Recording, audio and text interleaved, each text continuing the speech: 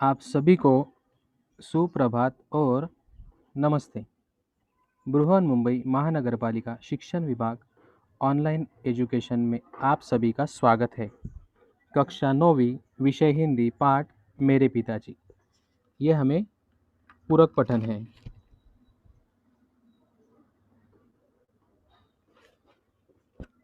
पूरक पठन हमें स्वयं अध्ययन के लिए होता है और हमें प्रश्न पत्र में यह 4 अंकों के लिए पूछा जाता है। 4 अंकों में 2 अंक का स्वमत होता है और 2 अंक में सही गलत, और हमें इस तरह से 2 अंक के ही प्रश्न पूछे जाएंगे। मतलब ऐसे 4 अंक का हमारा पूरक पठन होता है। तो हम यह पूरक पठन देखेंगे। मेरे पिताजी, इसके जो लेखक है डॉक्टर हरिवंश राय बच्चन। लेखक परिचय। जन्म 27 नवंबर 1907 प्रतापगढ़ उत्तर प्रदेश। मृत्यु 18 जनवरी 2003। लेखक परिचय। हरिवंश राय बच्चन जी हिंदी कविता के उत्तर छायावाद काल मतलब उस समय की काव्य प्रवृत्ति। तो उत्तर छायावाद काल के वह प्रमुख कवियों में से एक है। मधुशाला उनकी अत्यंत प्रसिद्ध रचना है। यह मधुशाला जो रचना है ये प्रसिद्ध है। हम जब भी कभी देखते हैं, उनके जो पुत्र है श्री अमिताभ बच्चन, यह बहुत बार ये कविता हमें पढ़ते हुए सुनाई देते हैं। तो जिसने लोकप्रियता के नए कीर्तिमान स्थापित किए। हम इनकी प्रमुख कृतियां भी देखेंगे। मधुशाला, मधुकलश, निशा निमंत्रण, एकांत संगीत, आकुल अंतर, खादी के फूल, हलाहल, धार के इधर उधर आदि कविता संग्रह, क्या भूलूं क्या याद करूं, नीड़ का निर्माण फिर, बसेरे से दूर, द्वशदा द्वार से सोपान तक, यह उनकी देखो ये प्रमुख कृतियां हैं।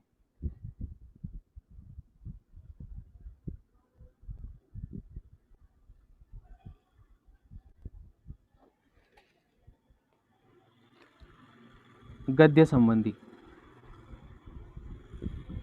आत्मकथा हिंदी साहित्य में गद्य की एक विधा है। मतलब आत्मकथा एक गद्य का प्रकार है। आत्मकथा में व्यक्ति स्वयं अपने जीवन की कथा, जो उसके जीवन में घटी हुई घटनाएं और प्रसंग है, उनको स्मृतियों के आधार पर लिखता है। निष्पक्षता आत्मकथा का आवश्यक पक्ष है। देखो यहाँ पे आत्मकथा के बारे में एक वैशिष्ट्यपूर्ण बात क्या है कि निष्पक्षता आत्मकथा में चाहिए। कि समझो किसी की हम आत्मकथा लिख रहे हैं तो उसकी ज़िंदगी सब अच्छी बातें नहीं आनी चाहिए, तो उसकी ज़िंदगी हर पहलू उस आत्मकथा में आने चाहिए, तभी वो आत्मकथा होती है और लोगों के लिए वो हम पढ़ने के लिए रख सकते हैं। प्रस्तुत पाठ के माध्यम से बच्चन जी ने अपने पिता के रहन सहन, उन्होंने अपने पिता के रहन सहन, व्यक्तित्व, दृढ़ता, स्वाभिमान, कर्तव्य निष्ठा आदि गुणों के साथ साथ, तो इन सब गुणों को उन्होंने इस आत्मकथा में लाया है। जो उनका रहन सहन था वो साधारण था, लेकिन उनमें बहुत सारे गुण थे, जो व्यक्तित्व, दृढ़ता, स्वाभिमान, कर्तव्य निष्ठा, इन गुणों ने गुणों ने उनको एक अनुभव सिद्ध व्यक्ति सिद्ध किया था। तो इसमें साथ साथ देश काल परिस्थिति, तो उस समय की जो देश काल परिस्थिति थी और स्वयं में आए संस्कार, ये सब पिताजी के गुणों के कारण और जो देश काल में जो परिस्थिति चल रही थी, तो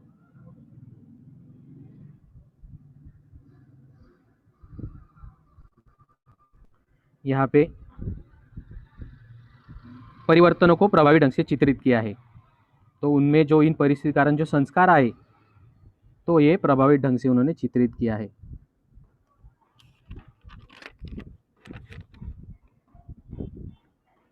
इस पाठ में जो शब्द संसार है यहाँ पे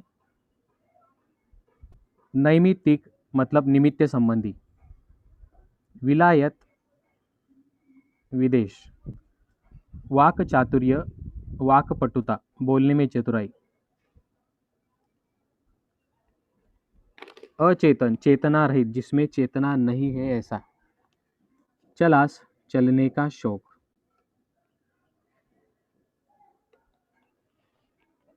यहाँ पर हम पाठ की शुरुआत करते हैं इस पूरक पठन की। पॉयनियर प्रेस में प्रताप की समय की पाबंदी। अब यहाँ जो प्रताप है उनके पिताजी, उनका पूरा नाम था प्रताप नारायण श्रीवास्तव। समय की पाबंदी, जो वक्त पर हमेशा दफ्तर आते थे, शुद्ध स्वच्छ लिखावट, अच्छी सी लिखावट थी उनकी, सही साफ हिसाब किताब रखने की आदत, विनम्र निश्चल व्यवहार, जो उनका विनम्र निश्चल व्यवहार था तो उसने बहुत जल्दी उनको विशिष्टता दे दी। इन सब गुणों के कारण उनको विशिष्टता मिल गई। अपना काम खत्म कर वे सहयोगी क्लार्कों का पिछड़ा काम भी अपनी मेज पर रख लेते। तो उनका काम अगर खत्म हो जाए तो अपने सहयोगी जो क्लार्क है उनकी मदद करने के लिए उनका जो काम रह जाता था वो खुद अपनी मेज या टेबल पर लेके आते थे। और दफ्तर बंद हो जाने के घंटों बाद रात देर तक काम में जुटे रहते। अभी उनकी मदद करने की जो आदत थी या फिर उनमें एक गुण था, तो उसके वजह से वो बहुत देर तक वहाँ पे दफ्तर में रुके रहते थे।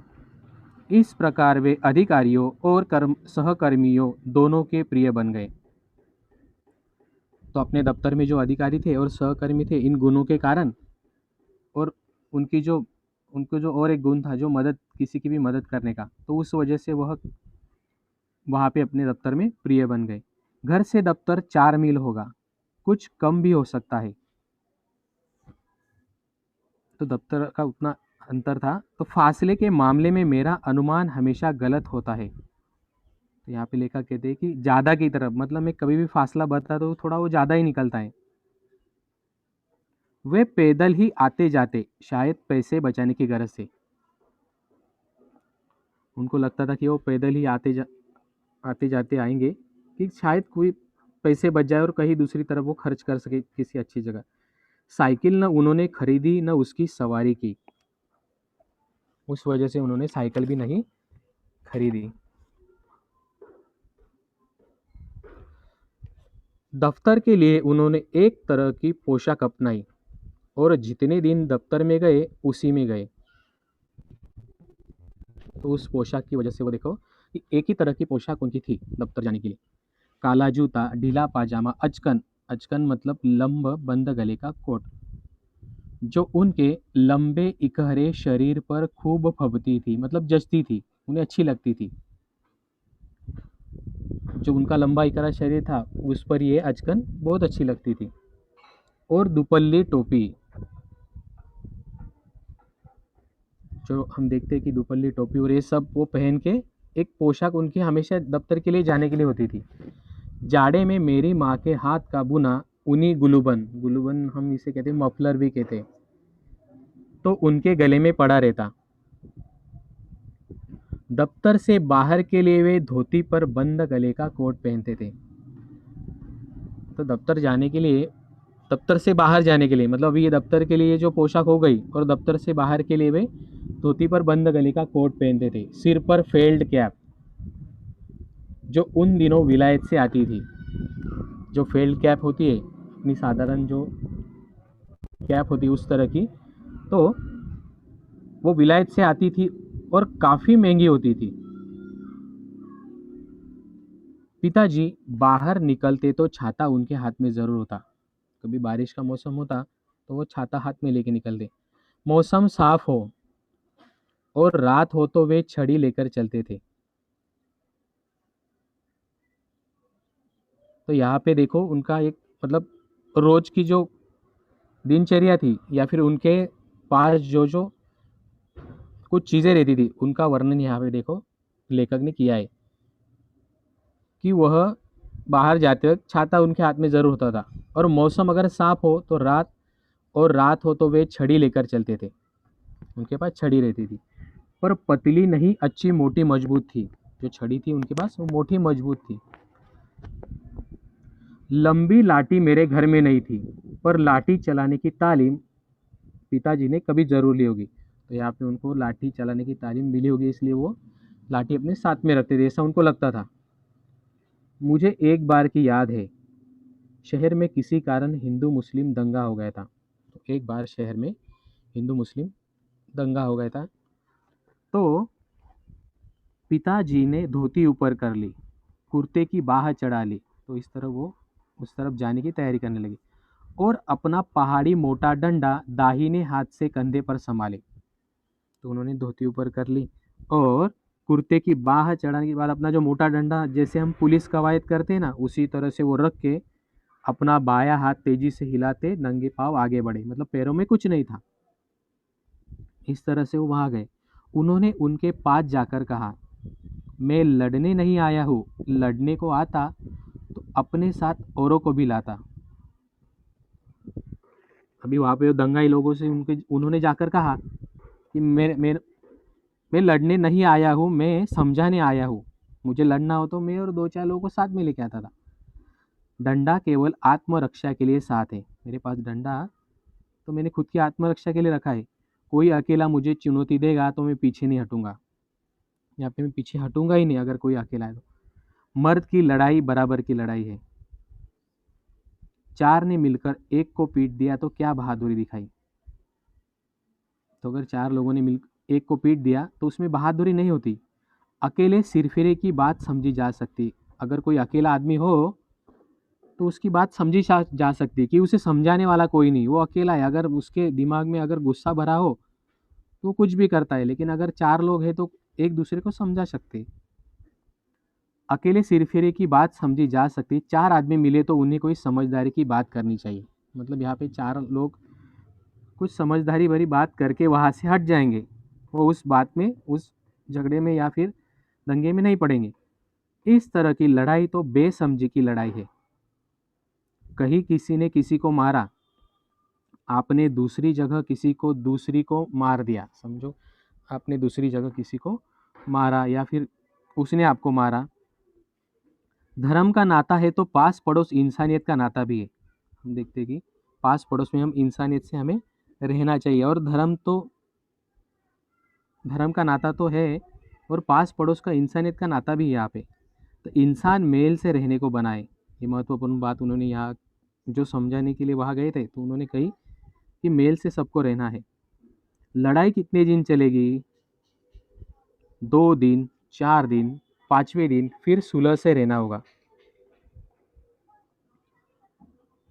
2 4, यहाँ पे 2 होना चाहिए था, किताब में जो 2 शब्द है, तो 2 4 10 12 150। हिंदू मुसलमानों के कट मरने से न हिंदुत्व समाप्त होगा ना इस्लाम खत्म होगा। तो यहाँ पे उनके कट जाने से ना हिंदुत्व समाप्त ना होगा, ना इस्लाम समाप्त होगा। तो समाप्त होगी खाली मतलब खत्म होगी तो जाने होगी, लेकिन यहाँ पे कुछ होगा नहीं। साथ रहना है तो खूबी इसी में है कि मेल से रहे।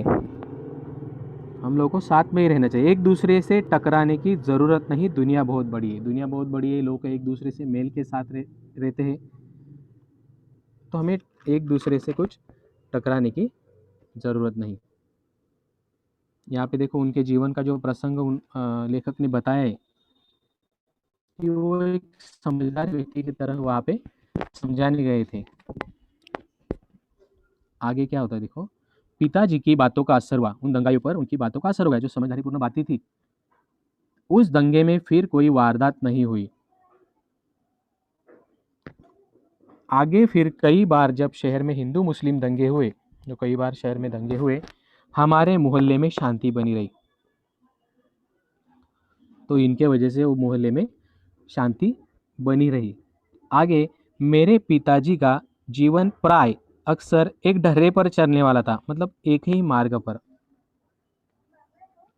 नियमबद्ध और नैमित्तिक था, जो नियमों के साथ चलता था, और नैमित्तिक नैमित्तिक था, निमित्त संबंधी था। वे सवेरे 3 बजे उठते, शौचादि से निवृत्त होते और ठीक 3:30 बजे गंगा स्नान के लिए चले जाते। पैदल आते, गंगा जी घर से 3-4 मील के फासले पर होगी।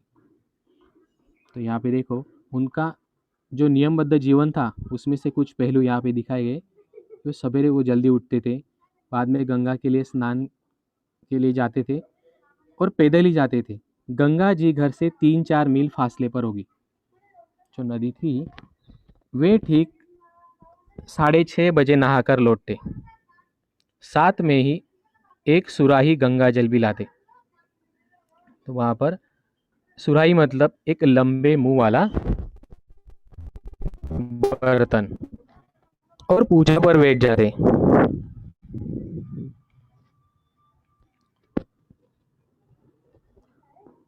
पूजा के लिए जीने के नीचे एक छोटी सी कोठरी थी, छोटी सी जगह थी। बगल की दीवार में एक अलमारी थी।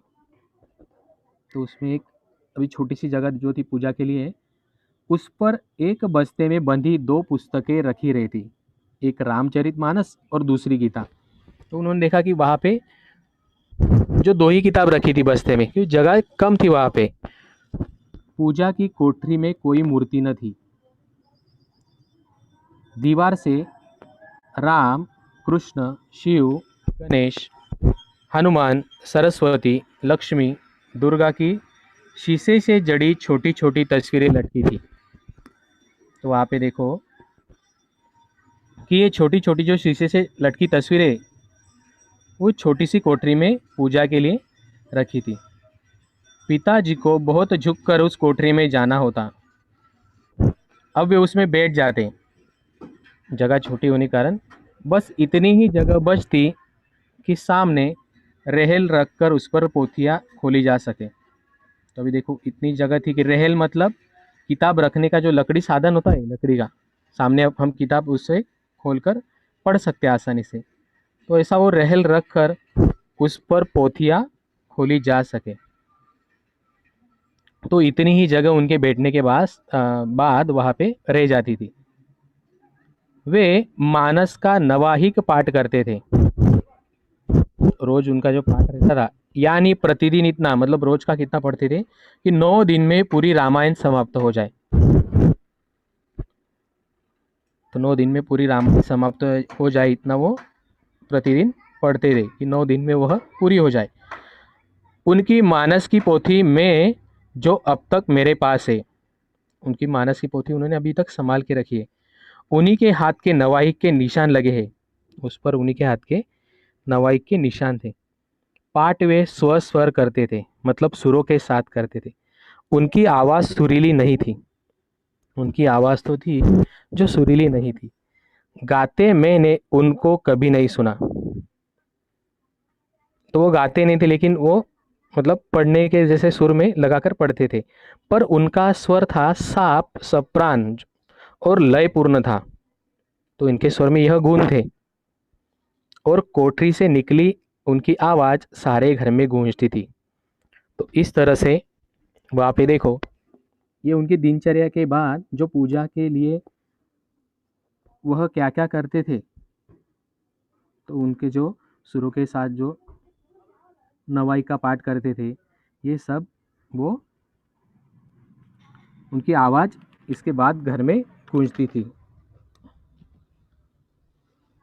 आवाज़ की पहली स्मृति मुझे उन्हीं के मानस पाठ के स्वर की है।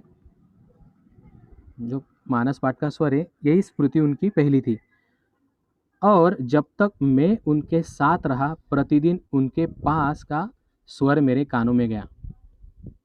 जब तक पिताजी उनके साथ थे, उनका स्वर उनके कानों में वहाँ पे गया।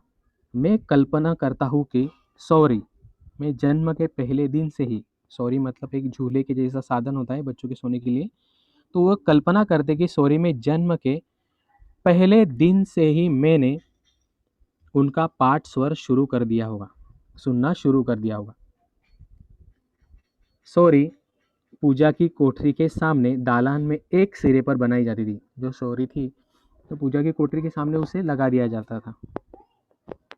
राधा बताया करती थी, जो घर में एक बूढ़ी औरत थी, कि जब मैं बच्चा था, वह बच्चे थे, तब वह चाहे ही कितना रोता क्यों न हो, जैसे ही मेरा खटोला पूजा की कोठरी के सामने डाल दिया जाता था, मैं चुप हो जाता था। तो घर की जो बूढ़ी औरत है राधा, वो अपने अनुभव बताया करती थी कि जब लेखक छोटे थे, वो कितना भी क्यों न रोते हो, अगर जब उनकी खटिया उस पूजा की कोठरी के सामने लाकर रख दी जाती, तो उनके पिताजी के स्वर सुनकर वो चुप हो जाते थे। जैसे मैं भी पिता का मानस पाठ सुन रहा हूँ, उनके पिता का वह मानस पाठ सुन रहे ऐसा लगता था। मेरी माता तथा परिवार के अन्य लोग इसमें मेरे पूर्व जन्म के धार्मिक संस्कार की कल्पना करते थे। माँ और परिवार के अन्य लोग क्या कहते थे कि अगर बच्चा रोता है और यहाँ पे अगर जो पूजा थी, तब वह चुप हो जाता, कितना भी क्यों न रो, तो इसके लिए उसके पूर्व जन्म के धार्मिक संस्कार है, वह कल्पना करते थे।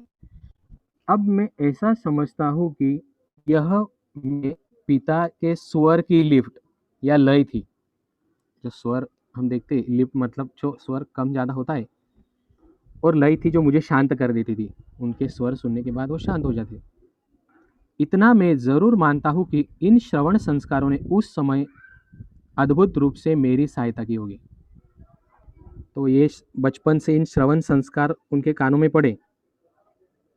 जब मैं गीता को जनगीता का रूप दे रहा था, जो गीता को जनगीता का रूप था, अवधी भाषा में, मानस की शैली में, जो अवधी भाषा में था और मानस की शैली में, अज्ञात, जो ज्ञात नहीं, अज्ञात रूप से मेरे अवचेतन, जिसमें चेतना नहीं है, जो देखो अज्ञात रूप से ज्ञात रूप में आया, और ज्ञात रूप ले से मेरे चेतन की शिरा शिरा मानस की ध्वनि से भीगी हुई थी।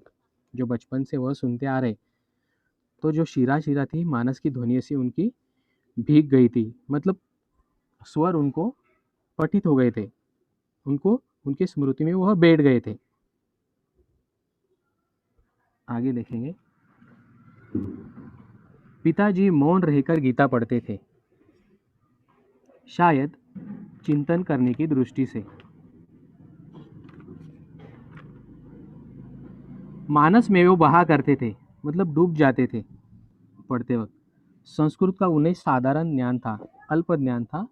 मानस में आए संस्कृत अंशों को वो शुद्धता और सुस्पष्टता से पढ़ते थे। उनको अगर संस्कृत का अल्प ज्ञान था, लेकिन उनके जो उच्चारण थे वो शुद्ध और सुस्पष्ट थे। पर संस्कृत से वह उच्चारण सुख का अनुभव न करते थे। जो वो उच्चार करते थे, उनका वो सुख का अनुभव न करते थे, जो अवधी भाषा से वो अच्छी तरह से उच्चारण कर सकते थे, जो अंश थे।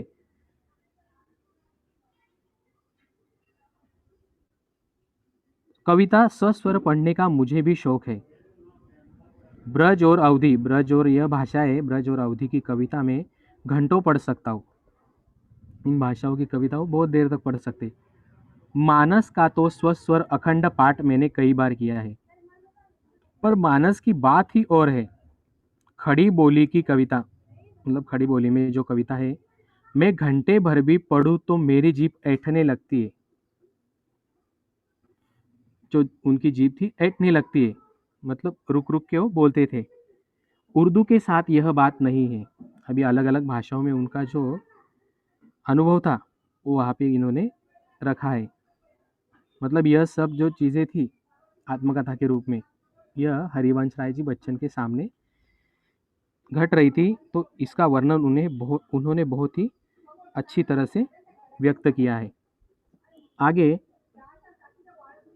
खड़ी बोली कविता ने, कहते हुए खेद होता है, मतलब देखो खड़ी बोली कविता ने मानस की सूक्ष्म शिराओं को अभी भी कम छुआ है। मतलब उस भाषा ने, उसमें जो मानस में गहन अर्थ है, वो हम देखते हैं कि उन शिराओं को, सूक्ष्म अर्थ को कम छुआ है। वह जीवन से उठी हुई कम लगती है और कोश से उतरी हुई अधिक। कारणों पर यहाँ न जाऊंगा। अभी उसके क्या कारण है वह उन्हें जानने नहीं है, जो वो कारण जो भी हो। तो इस तरह से वो भाषाओं में उनके जो अंश थे वो पढ़ने के बारे में यह अनुभव वह रखते हैं।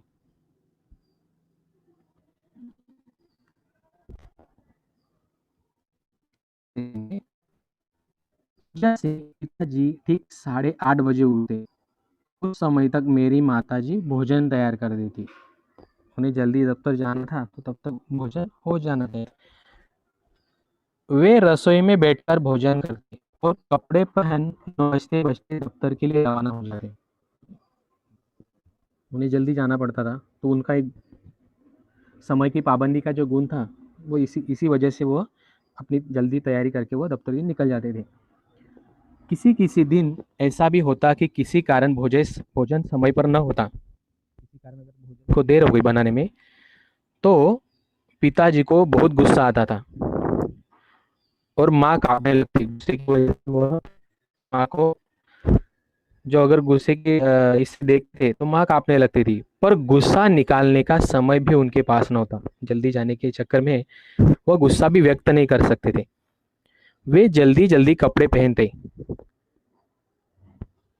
और बगैर खाए दफ्तर के लिए चल पड़ते। अपना खाना भी वो साथ में लेकर नहीं जाते थे अगर देर हो जाए। अपनी 35 वर्ष की नौकरी में वे कहा करते थे, एक दिन वे दफ्तर देर से नहीं पहुंचे। देखो यहाँ पे हमें पता चलता है कि उनकी समय की पाबंदी।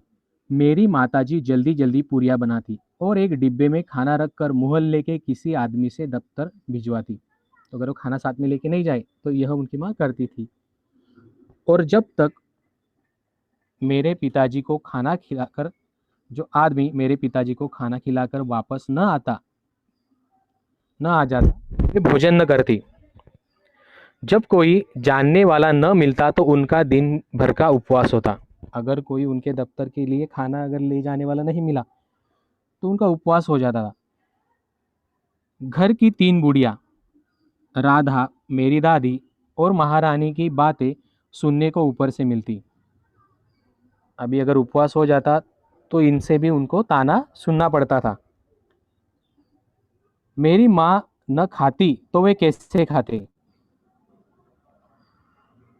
अभी देखो अगर माँ ने नहीं खाया तो वो भी कैसे खाते, इसलिए उनकी वजह से वह भूखी रहती थी, मतलब देर से खाती थी।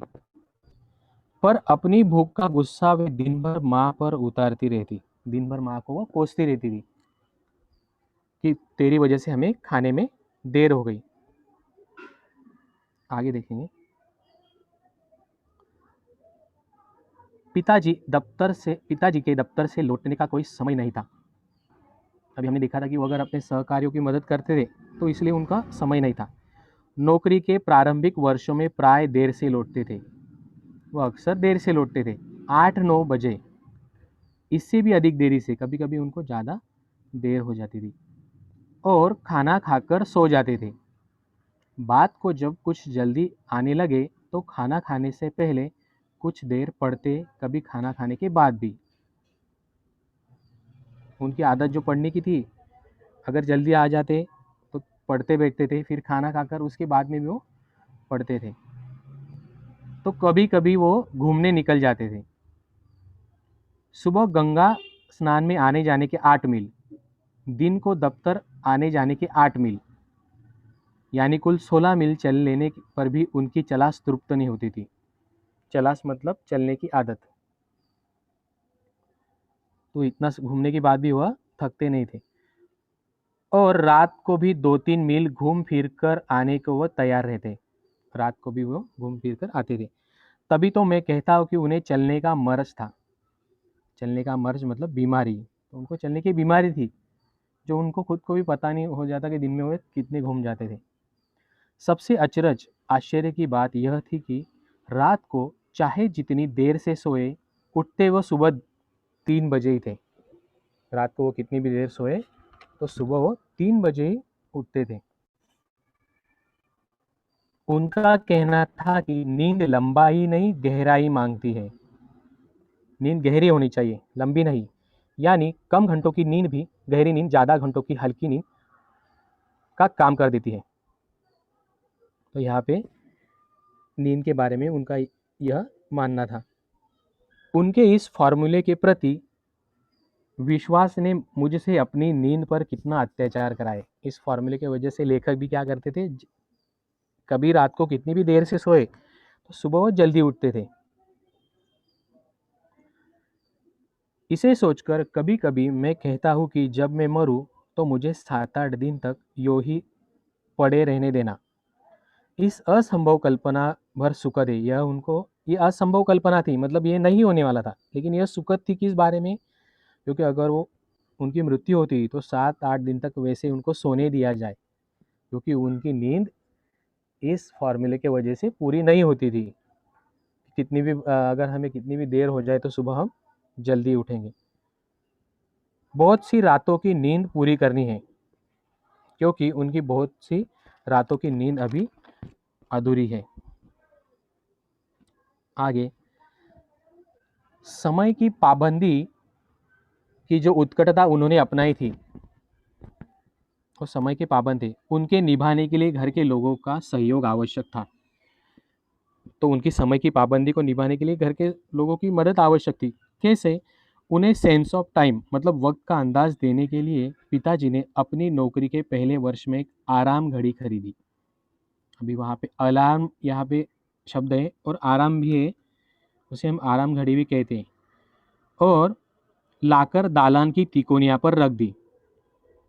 तो उस पर रख दी थी, और यह घड़ी नई नहीं थी, विक्टोरियन युग की थी, मतलब पुराने ज़माने की, और पॉइनियर के दफ्तर में बहुत दिनों से काम दे रही थी।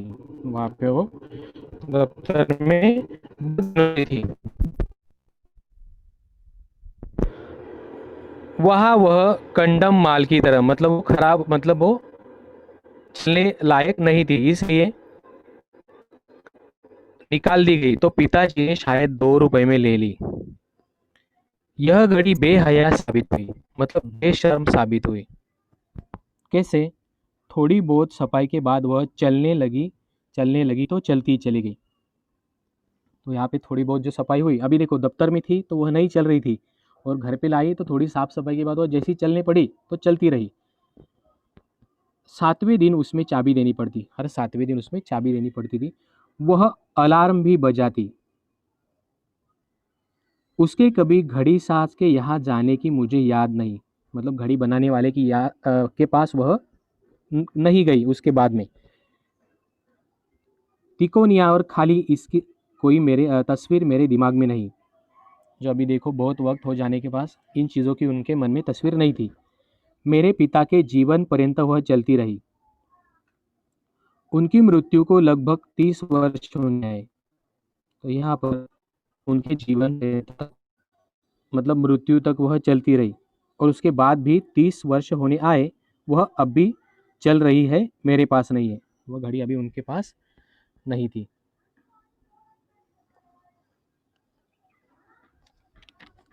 आगे, मेरी बहन के लड़के रामचंद्र फुटबॉल के अखिल भारतीय प्रसिद्ध खिलाड़ी थे, उसे अपने नाना की एक निशानी के रूप में ले गए थे। तो जो रामचंद्र जी थे, उनके पास उनकी वो घड़ी अपने नाना की याद में वो रखी थी।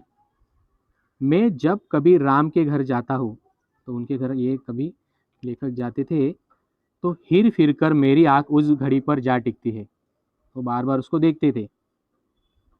हमारे घर में कितने जन्म मरण, शादी ब्याह, भोज महोत्सव उसने देखे हैं। कितने हर्ष विषाद, विषाद मतलब दुख, अश्रुहास, वाद विवाद, कितने क्रोध कलह, रोदन संवेदना प्रकट करना, रोदन गायन, श्रम संघर्ष की वह साक्षी रही है। घर में जो ये सब चीज़ें थी उनकी वह साक्षी है। मेरी माँ अक्सर कहती थी कि नाम तो एक आराम घड़ी है, इसका नाम आराम घड़ी है, पर न ई खुद आराम करत है, न केहू को आराम करे देते।